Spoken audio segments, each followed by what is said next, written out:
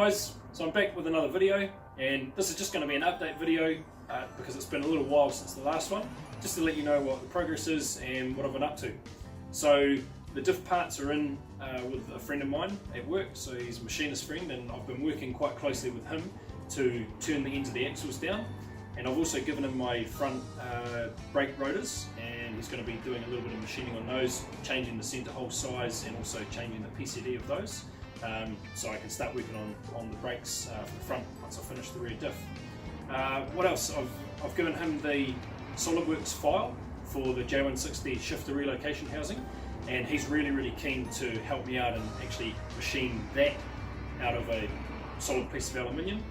So I've got something that's actually going to stand the test of time. So I've also been away with work, managed to travel to Malaysia to a place called Penang, which is a great city, great people, really friendly, awesome food over there, really nice and cheap but really tasty.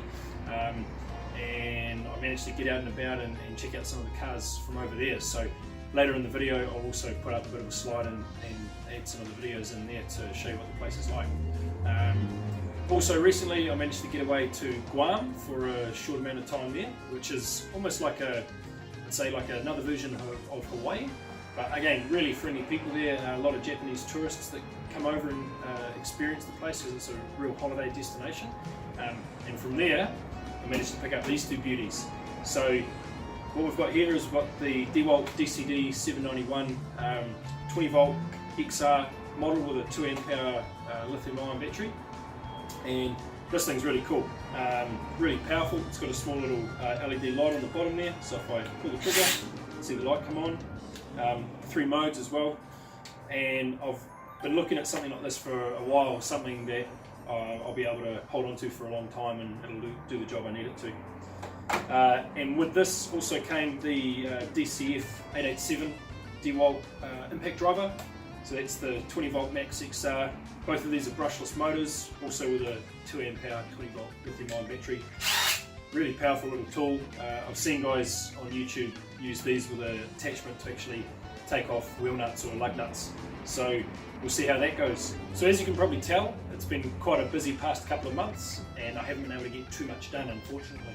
But one thing I have been able to get done is fit up the inner pinion bearing to the pinion gear I'm going to use. So you guys can check out that clip now.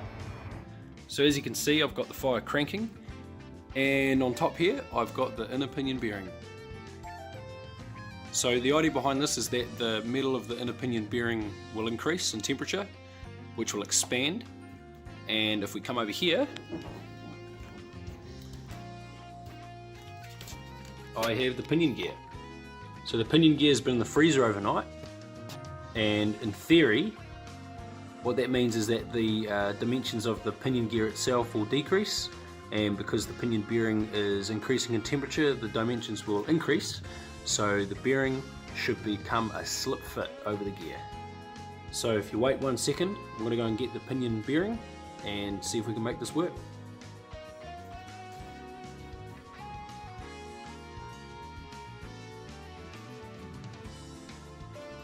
Alright, the moment of truth.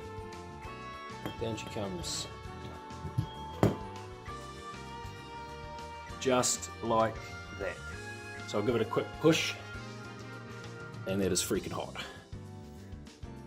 So I pre-fitted the shim to the pinion gear itself, and now that bearing's on there, once those temperatures equalise, the inner race of that bearing should effectively lock onto the shaft of the pinion gear.